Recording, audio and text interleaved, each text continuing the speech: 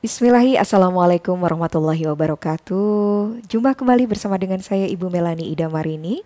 Bagaimana kabarnya anak-anakku semuanya? Kelas 10 ya. Semoga keadaan kalian baik-baik saja ya dan sehat selalu.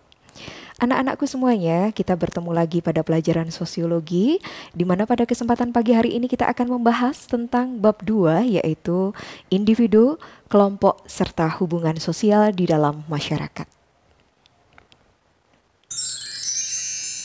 Adapun tujuan pembelajaran kita pada bab ini adalah mengenali dan mengidentifikasi realitas individu, kelompok, dan hubungan sosial di masyarakat, serta mengolah realitas individu, kelompok, dan hubungan sosial sehingga mandiri dalam memposisikan diri di dalam pergaulan sosial di masyarakat. Apa yang dimaksud dengan individu? Kata individu berasal dari bahasa Latin yaitu individuum, yang artinya adalah terbagi atau satu kesatuan terkecil. Jika didefinisikan, individu berarti orang, seseorang, atau perorangan. Antara individu satu dengan individu lainnya memiliki perbedaan, di mana perbedaan tersebut berupa watak dan karakteristik yang dimiliki tiap individu yang diperoleh sejak individu tersebut dilahirkan. Individu membutuhkan orang lain dalam rangka memenuhi kebutuhan-kebutuhan hidupnya. Individu juga senantiasa melakukan hubungan-hubungan sosial dengan individu yang lain dalam rangka memenuhi kebutuhan hidupnya. Maka akhirnya terbentuklah kehidupan bersama yang kita sebut sebagai masyarakat. Sedangkan kelompok, hasrat manusia yang dibawa sejak lahir yaitu adanya keinginan untuk menjadi satu dengan manusia lain di sekelilingnya. Keinginan untuk menjadi satu dengan lingkungan alamnya serta bersistem dan berproses. Keterikatan dan ketergantungan antara manusia yang satu dengan lain inilah yang akhirnya mendorong manusia untuk membentuk adanya kelompok sosial. Apa saja syarat kelompok sosial? Yang pertama, kelompok sosial memiliki kesadaran sebagai bagian dari kelompok yang bersangkutan. Ada hubungan timbal balik, ada hubungan sebab akibat antara anggota yang satu dengan yang lain. Ada faktor pengikat yang dimiliki oleh anggota kelompok seperti kepentingan, tujuan, dan ideologi yang sama, serta memiliki struktur, tujuan, dan pola perilaku yang sama. Apa yang dimaksud dengan hubungan sosial? Hubungan sosial adalah hubungan yang dilakukan oleh dua orang atau lebih, di mana unsur mendasar dari hubungan sosial adalah interaksi sosial. Interaksi antar manusia terjadi karena manusia saling membutuhkan. Interaksi sosial adalah hubungan timbal balik berupa aksi saling mempengaruhi antar individu dan kelompok, serta antara kelompok dengan kelompok. Dalam hubungan tersebut, individu atau kelompok bekerja bersama atau bisa berkonflik, melakukan interaksi baik formal maupun informal, baik langsung maupun tidak langsung. Dan dalam interaksi sosial, salah satu pihak memberikan stimulus atau aksi dan pihak lain memberikan respon atau reaksi. Apa syarat terjadinya interaksi sosial? Yang paling penting untuk terjadinya interaksi sosial adalah adanya kontak dan komunikasi. Kontak diturunkan dari bahasa Latin yang artinya adalah bersama-sama. Ya. Cum yang artinya adalah bersama-sama dan tenger yang artinya adalah menyentuh. Kontak memiliki sifat-sifat. Yang pertama, kontak sosial dapat bersifat positif atau negatif.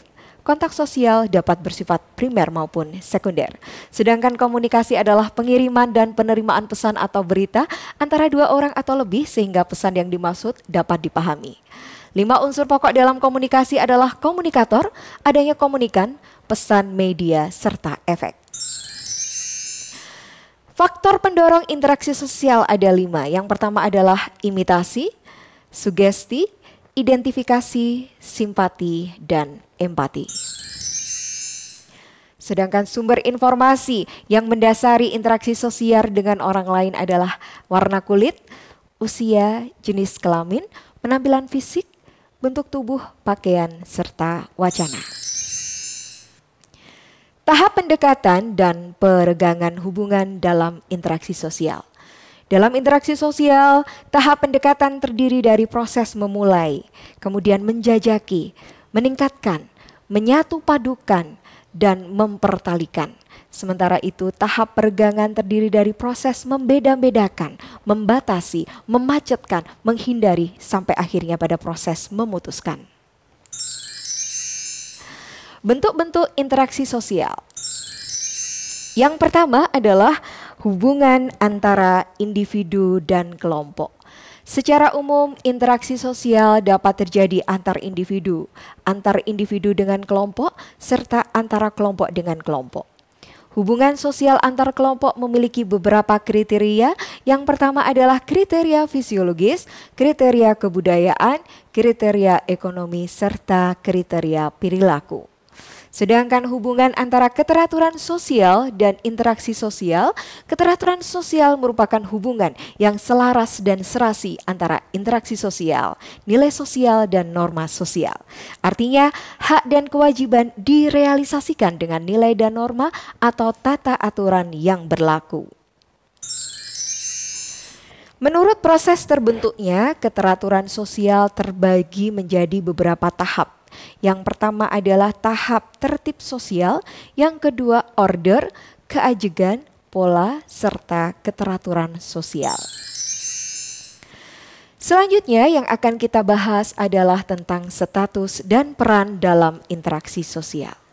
Status dan peran seseorang mempengaruhi cara atau bentuk interaksi sosialnya. Status yang sering kita sebut dengan kedudukan merupakan posisi seseorang secara umum di masyarakat dalam hubungannya dengan orang lain. Menurut Ralph Linton, dalam kehidupan masyarakat terdapat 3 macam status. Yang pertama adalah ascript status, achieve status, dan assign status. Peran merupakan aspek dinamis dari kedudukan atau status. Peran adalah perilaku yang diharapkan oleh pihak lain terhadap seseorang dalam melaksanakan hak dan kewajiban sesuai dengan status yang dimilikinya. Sama seperti status, peran dapat dimiliki manusia sejak lahir atau diperoleh dari lingkungan sosialnya. Peran-peran tersebut harus dilaksanakan sekaligus. Nah, disinilah akan terjadi yang disebut dengan konflik peran. Anak-anakku semuanya, demikian sekilas pembelajaran kita. Semoga pembelajaran kita pada kesempatan pagi hari ini bermanfaat. Billahi taufik ila aqwam bithoriq. Assalamualaikum warahmatullahi wabarakatuh.